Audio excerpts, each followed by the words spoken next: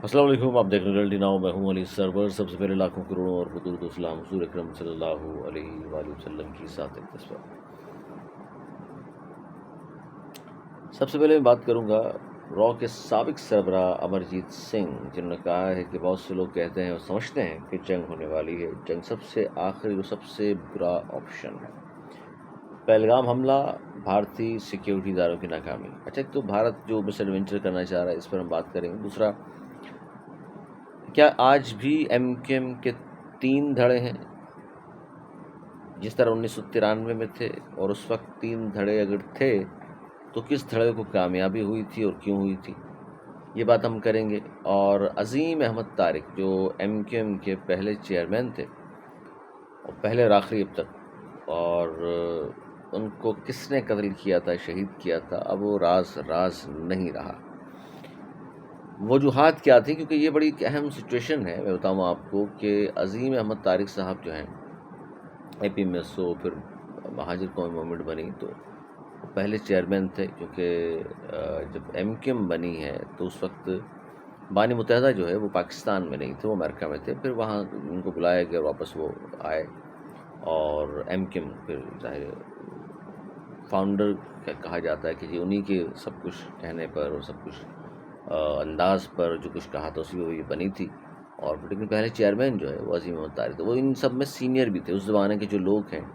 यानी बानी मुत्तहिदा की अगर बात करूँ वो हों, या डॉक्टर फारूक सत्तार साहब हों, अमीनुल हक साहब हैं, इस तरह आफाक अहमद साहब या आमिर खान साहब, सलीम शहजाद, बदर इकबाल, और ये जितने भी लोग थे इन सब से वो सीनियर थे। उम्र के लिहाज से थोड़े से इन सबसे बड़े थे और बड़े सुलझे हुए पढ़े लिखे आदमी, बड़े धीमे लहजे में बात करने वाले, पुरवकार पुरकशिश शख्सियत के मालिक थे अजीम अहमद तारिक साहब। 32वीं बरसी थी उनकी, और मैं इनके बारे में क्या कहूँ, मुझे याद आ रहा है एक मिसरा के वो जो तारीख़ राहों में मारे गए। अच्छा, असल बात यह है कि एमकेएम उन्होंने छोड़ दी थी, वजूहात क्या थी? फिर एक प्रेस कॉन्फ्रेंस होती है और उस प्रेस कॉन्फ्रेंस के बाद ये होता है कि जनाब मंदिराम पर वो आ जाते हैं। यानी प्रेस कॉन्फ्रेंस मंदिराम पर आने के बाद उन्होंने की, उसके बाद उन पर कुछ केसेस थे जिसके लिए वो गए थे अदालत। और अदालत जब वो गए तो ये बात मैं कर रहा हूँ 22 अप्रैल 1993 की। तो वहाँ कुछ कारकुनान ने, कहा जाता है, उनसे बदतमीज़ी की बहुत, जिसके बाद फिर ज़ाहिर बड़े दिल रंजीदा हुआ उनका, कहा जाता है। और लेकिन बाद में बहरहाल उन्होंने माफ़ कर दिया था उन कारकुनान को जिन्होंने उनके साथ बदतमीज़ी की थी। खैर, ये पूरा वाक़या मैं चाहता हूँ आपके सामने रखूँ, क्योंकि अजीम अहमद तारिक साहब जो हैं उनको आज अल्ताफ़ हुसैन साहब भी ऑन कर रहे हैं। वो अलग बरसी मनाते हैं उनकी, एमकेएम पाकिस्तान वाले अलग बरसी मनाते हैं उनकी। इस तरह महाजिर कौम आफाक अहमद साहब वो अलग उनकी बरसी मनाते हैं, और तीनों ही कहते हैं कि जनाब वो हमारे थे। अब 3 ही ग्रुप और तीनों ही ये कहें कि जी अजीम अहमद तारिक तो बेसिकली तो हमारे थे, तो ये बड़ी अहम चीज़ है। तो आखिर वो थे किस तरफ, वजह क्या थी फिर उनकी शहादत की या कत्ल की? फिर हम बात करेंगे सौलत मिर्ज़ा, मिनहाज काजी, शाहिद आमिर कत्ल केस बड़ा अहम। या फिर हम बात करें पहले जामा कराची के सामने जो माशाल्लाह एक बार फिर वो जो 84 इंच की पाइपलाइन है फिर फटी, और पता चला जी वो 400 से ज़्यादा घर जो हैं जामा कराची के वो ज़ेरे आब आ गए। और फिर वहाँ जो एक अलग ही दरिया का मंजर पेश कर रहा है वो जगह, और कराची वालों का पानी एक बार फिर बंद हो गया। इंडिया पानी रोकना चाह रहा था, वो तो खैर रोक नहीं सकता, और रोकेगा तो फिर जो उसके साथ हम हाशिर करेंगे वो तो है। लेकिन हमारे अपने लोग, हमारे शहर के लोग अगर हमारा पानी रोक लें आए दिन किसी न किसी बहाने से, तो उसका फिर हम क्या इलाज करें? भाई दुश्मन हो तो फिर हम बताएं उसको। अभी अपने लोग हैं सारे, इस शहर के हैं, तो हम कहते हैं कि भाई खुदारा आपस में तो कम अज़ कम ये ना कीजिए यार, समझ जाएं। और अपने ही लोग हैं सारे, अपने से मुराद हम सब पाकिस्तानी हैं। और हमें मालूम है आपके हाइड्रेंट्स चल रहे हैं, हमें मालूम है टैंकर के ज़रिए, वाटर टैंकर के ज़रिए पाकिस्तान में किसी और शहर में पानी नहीं बिकता, ये हम ही हैं ख़रीद रहे हैं आपसे, और ये हम ही हैं कराची वाले। और किसी शहर में अफ़गानियों का ट्रांसपोर्ट पे कब्ज़ा नहीं है। یہ ہم ہی ہیں جو برداشت کر رہے ہیں، یہ ہم ہی ہیں جو سب سے زیادہ ریونیو دیتے ہیں، اس کے باوجود ہماری سڑکیں ٹوٹی پھوٹی، ہمارے گھروں میں پانی نہیں آتا، ہمیں گیس کی لوڈ شیڈنگ کا سامنا ہے، ہمیں بجلی کی لوڈ شیڈنگ کا سامنا ہے، اس کے باوجود جناب ہم اس کے باوجود سب سے زیادہ ٹیکس بھی دیتے ہیں، اور الحمدللہ ہمارا دعویٰ ہے کہ ہم سب سے زیادہ محب وطن بھی ہیں، لیکن ٹھیک ہے آپ نہ مانتے ہو۔ بہرحال جی یہ بھی ایک کہانی ہے۔ پھر ایک خبر دیں گے ہم آپ کو کہ انڈین جاسوس کراچی سے گرفتار ہوا ہے، لیکن چلیں آغاز کرتے ہیں عظیم احمد طارق صاحب سے۔ عظیم احمد طارق صاحب جو ہیں 1944 میں پیدا ہوئے تھے، اور 1 مئی 1993 کو مار دیے گئے، شہید کر دیے گئے۔ آفاق احمد صاحب کہتے ہیں کہ جی یہ جو ناراضگی ہوئی، اور اس کے بعد انہوں نے مجھے کہا کہ جناب عظیم احمد طارق کہ میں آپ سے ملنا چاہتا ہوں، تم 90 آ جاؤ۔ تو میں نے کہا جی میں آ جاتا ہوں، لیکن ظاہر ہے میرا کسی بات پر اختلاف ہو گیا تھا، وہ کہتے ہیں اس لیے میں وہاں نہیں جاتا تھا، لیکن ان کے کہنے پر میں وہاں گیا، اور عظیم بھائی نے اختلافات پر کہا کہ مجھ کو کچھ وقت دو، اور بہتر ہے کہ تصادم نہ ہو، اس لیے تم ملک سے باہر چلے جاؤ کچھ دن کے لیے، اور جب معاملہ صحیح میں کر لوں گا یا ہو جائیں گے تو پھر تم بے شک آ جانا۔ تو وہ کہتے ہیں اس لیے پھر میں، عامر خان اور دیگر لوگ جو ہے وہ امریکہ چلے گئے، اور وہ یہ کہتے ہیں کہ جناب میں جیسے ہی امریکہ گیا تو پیچھے جناب عظیم احمد طارق صاحب نے ایک میرے خلاف پریس کانفرنس کر دی، اور انہوں نے مجھ پر الزام لگایا کہ میں نے اسٹیبلشمنٹ سے 33 کروڑ روپے لے لیے۔ وہ کہتے ہیں جی یہ جس پر میں نے ان کو ایک بڑا سخت جملہ بھی کہا، اور وہ جملہ میں شاید کسی پروگرام میں آپ کو بتا بھی چکا ہوں، انہوں نے انٹرویو میں ظاہر ساری باتیں کی ہیں تو آپ کے علم میں شاید ہوگا بھی۔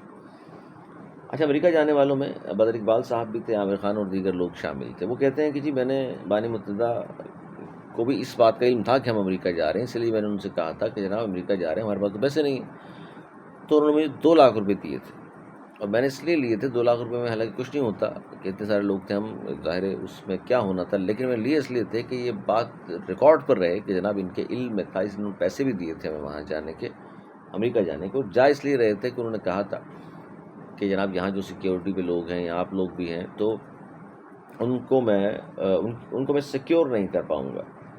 تو مجھے عظیم بھائی نے کہا کہ یہ کام اچھا، پھر جو پریس کانفرنس کی تھی عظیم احمد طارق صاحب نے، تو آفاق احمد صاحب نے کہا کہ جی بعد میں عظیم بھائی نے مجھے کہا کہ یہ کام مجھ سے کروایا گیا ہے، تم کچھ دن وہاں رکو، مجھ سے کروایا گیا۔ یہ اب کہانی آپ کو شاید سمجھ میں آنا شروع ہو جائے کہ عظیم بھائی عظیم احمد طارق صاحب جو ہیں، اور انہوں نے ان کے بقول ان کے کہنے پہ میں گیا بھی تھا، اور ان کے اختلافات میرے ہو گئے تھے، اور پھر عظیم بھائی کے بھی اختلافات ہو گئے۔ اسی دوران یہ دیکھیے کہ جون 1992 آپریشن شروع ہوا کراچی میں، اور عظیم احمد طارق صاحب جہاں ایم کیو ایم کے بہت سارے لوگ بھی زیر زمین تھے، تو یہ عظیم احمد طارق صاحب بھی زیر زمین چلے گئے، اور پھر 29 نومبر کو، یہ جون 1992 میں گئے ہیں زیر زمین، اور 29 نومبر 1992 کو اچانک ایک دن عظیم احمد طارق صاحب جو ہیں سامنے آ جاتے ہیں، اور ایک ہنگامی پریس کانفرنس وہ کرتے ہیں، جس میں وہ کہتے ہیں کہ میں اردو بولنے والوں اور کراچی کے لوگوں کو بچانے اور پاکستان کی سلامتی کی خاطر بندر عام پر آ گیا ہوں، اور وہ یہ بھی کہتے ہیں میری کوشش ہوگی کہ گولی اور گالی کی سیاست ختم کی جائے، اور کسی طرح ایم کیو ایم کو بچا لیا جائے جو غریبوں کی واحد نمائندہ جماعت ہے۔ اس پریس کانفرنس کے بعد کہتے ہیں لوگ کہ انہوں نے سندھ کا جو زمانے کے گورنر تھے اور اسٹیبلشمنٹ کے لوگ تھے یا صدر پاکستان تھے، ان سب سے ملاقاتیں انہوں نے کی تھیں، جس کی وجہ سے یہ خبریں بھی تھیں کہ عظیم احمد طارق صاحب اپنا کوئی گروپ بنا رہے ہیں، اور اب ایم کیو ایم میں 3 دھڑوں میں تقسیم ہو گئی ہے۔ ایک یعنی کہ آفاق احمد صاحب الگ ہو گئے تھے ایم کیو ایم حقیقی کے نام سے، ایک طاہر مہاجر قومی موومنٹ تھی، اس زمانے میں متحدہ کا نام نہیں رکھا گیا تھا، پھر وہ 97 میں رکھا گیا، ایک وہ ہو گیا، ایک عظیم بھائی کو گروپ بنا رہے تھے، اس زمانے کی خبروں کے مطابق بتا رہا ہوں، اب تو ظاہر ہے دنیا میں ہے نہیں جو بتا سکیں کہ کیا کرنے والے تھے۔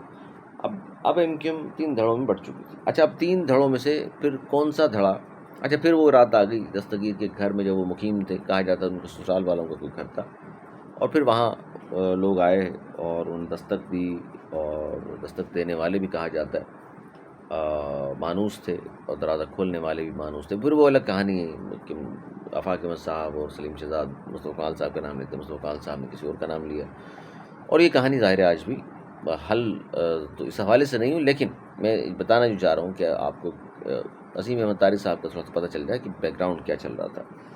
تو بہرحال وہ اسی دوران یہ 1 مئی سے پہلے 22 اپریل 1993 ان پہ 1-2 کیسز تھے جس کے حوالے سے اچھا یہ منی رام پہ آنے کے بعد ملاقاتیں کی خبریں تھیں، یہ کر رہے ہیں، نیا گروپ بنا رہے ہیں، یہ وہ. اسی دوران 22 اپریل 1993 کو عظیم احمد طارق صاحب عدالت آتے ہیں اپنے کچھ کیسز کے حوالے سے. تو وہاں کارکنان بدتمیزی ان سے بہت زیادہ کرتے ہیں.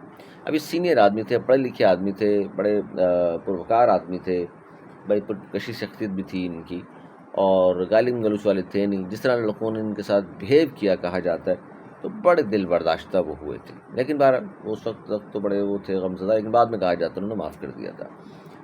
یہ 22 اپریل 1993 ہے، اور اس کے بعد 1 مئی آ جاتا ہے صرف 8-9 دن کے بعد، اور وہ ان کو مار دیا جاتا ہے اور ان کو شہید کر دیا جاتا ہے. لیکن پھر 11 جولائی یعنی 1 مئی کو شہادت، 11 جولائی 1993 کو پولیس نے بتایا کہ قاتلوں کو ہم نے گرفتار کر لیا ہے، انعام الحق اور عامر نام کے. اس پر خالد مقبول صدیقی صاحب یہ کہتے ہیں کہ جی بانی چیئرمین عظیم احمد طارق کی زندگی کارکنان کے لیے جہاں مشعل راہ تو ہے ہی، ان کی شہادت سے جو خلا پیدا ہوا وہ آج بھی پر نہیں ہو سکا. اور وہ یہ بھی کہتے ہیں کہ جی وہ لوگ پکڑے گئے تھے تو ان کو سزائیں کیوں نہیں ہوئیں، یعنی کہ جو قاتل اگر وہ تھے پکڑے گئے تھے، پولیس نے پکڑ لیا تو سزائیں کیوں نہیں ہوئیں. اس طرح ان کے بارے میں سبھی اچھے الفاظ استعمال کرتے ہیں. لیکن پھر وہی بات کہ آخر وجہ کیا ہے کہ سامنے آج بھی کوئی بات کرنے کو تیار نہیں ہوتا کہ عظیم احمد طارق صاحب سے کیا. اچھا اب چونکہ میں نے بتا دی ساری چیزیں کہ یہ خبریں عام تھیں اسٹیبلشمنٹ والی، یہ خبریں عام تھیں ملاقاتوں کی، یہ خبریں عام تھیں گروپ بنانے جا رہے ہیں، یہ خبریں عام تھیں آفاق سے رابطہ ہے، یہ خبریں عام تھیں کہ ان کا بانی MQM سے رابطہ ہے. لیکن وہ کس طرف جانا چاہ رہے تھے، کیا کرنا چاہ رہے تھے، یہ وہ راز ہے. اس کو اگر آپ سمجھ گئے تو پتہ چل جائے گا آپ کو کہ ان کے ساتھ کیا ہو سکتا ہے. بہرحال جی MQM اس زمانے میں اگر 3 دھڑے تھے تو پھر یہ ہوا کہ عظیم احمد طارق صاحب کی شہادت کے بعد وہ تو گروپ چلا گیا، اگر بننے والا تھا ابھی تو. پھر رہ گئے جناب MQM حقیقی اور مہاجر قومی موومنٹ، یعنی کہ بانی متحد الطاف حسین اور آفاق صاحب، دونوں کی جماعت چلتی رہی. پھر کراچی میں جو کچھ ہوا سب نے دیکھا. لیکن اس وقت صورتحال یہ ہے کہ آج بھی 3 دھڑے ہیں، اور آج بھی 3 دھڑے اس طرح ہو گئے ہیں دوبارہ کہ MQM پاکستان، لندن اور مہاجر قومی موومنٹ آفاق صاحب. نام تبدیل ہو گیا ہے. مہاجر قومی موومنٹ جو بانی متحدہ کے پاس تھی، یعنی مہاجر قومی موومنٹ کے نام سے، وہ آفاق کے پاس ہے. اور اس طرح جو MQM یعنی مہاجر قومی موومنٹ تھی وہ متحدہ قومی موومنٹ ہے. اور اس کے جو بانی اور یا قائد تھے، بانی تو اب بھی ہیں، قائد وہ رہے نہیں، تو اب بھی 3 ہیں. اس وقت سروائیو سب سے زیادہ کیا تھا بانی متحدہ نے، وہ پارٹی لے کر چلے تھے، اور MPs MNA سینیٹر وزیر مشیر حکومتوں میں رہے، باہر آئے، میئر ان کے رہے، بہت کچھ انہوں نے MQM کے ذریعے بہت کچھ حاصل کیا اور شہر پر راج بھی کیا. اس وقت جو 3 اگر دھڑے مان لیے جائیں تو کون سی MQM کامیاب ہے اور کون سی نہیں، یہ آپ بتا دیجیے گا. لیکن جاتے جاتے میں یہ ضرور کہوں گا کہ را کے جو سابق سربراہ، جس طرح میں نے بیان کیا کہ پہلگام کی سازش میں ناکامی پر خفت میں گرانے کی کوشش، انٹیلیجنس چیف DS رانا کا بھی انہوں نے تبادلہ کر دیا. یہ ان کے گلے پڑ رہا ہے. پوری دنیا تھو کر رہی ہے مودی کے اوپر کہ یہ جو ڈرامہ تم نے کیا تھا، جو فلم بنانے کی کوشش کی، اسکرپٹ اتنا گھٹیا لکھوایا تم نے کہ تمہارے گلے آ گیا ہے. اور پاکستان تیار بیٹھا ہے، کوئی غلطی مت کر دینا ورنہ تمہارے ساتھ وہ حشر کرے گا پاکستان کہ رہتی دنیا تک لوگ مثالیں دیا کریں گے.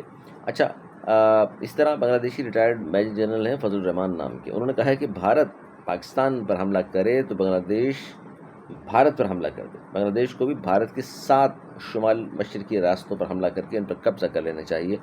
یہ تو اوقات رہ گئی ہے مودی کی. بنگلہ دیش جنہیں وہ بغل بچہ ایک زمانے میں کہا کرتا تھا، وہ ان کے جنرلز کہہ رہے ہیں کہ یار ان پہ حملہ کر کے اگر یہ پاکستان حملہ کرتا ہے تو اینٹ شینٹ بجا دو ان کی. تو گیجڑ کی موت آتی ہے نا، وہ شہر کا رخ کرتا ہے. مودی کی موت اگر آئی ہے وہ پاکستان کا رخ کرے گا، اور پھر اس کے ساتھ وہی ہوگا جو تاریخ میں لکھا جائے گا کہ اس کے ساتھ ہوا کیا ہے. مصطفیٰ کمال صاحب کا ایک بیان بڑا اہم، وہ کہہ رہے ہیں کہ جی سرحدوں پہ جو ہمارے فوجی بھائی کھڑے ہیں وہ ہٹ جائیں، مودی کو اور اس کے لوگوں کو آنے دیں سیدھا سیدھا، اور پھر ہم واپس ان کو نہیں جانے دیں گے، ان کی وہ حال کریں گے کہ دنیا دیکھے گی.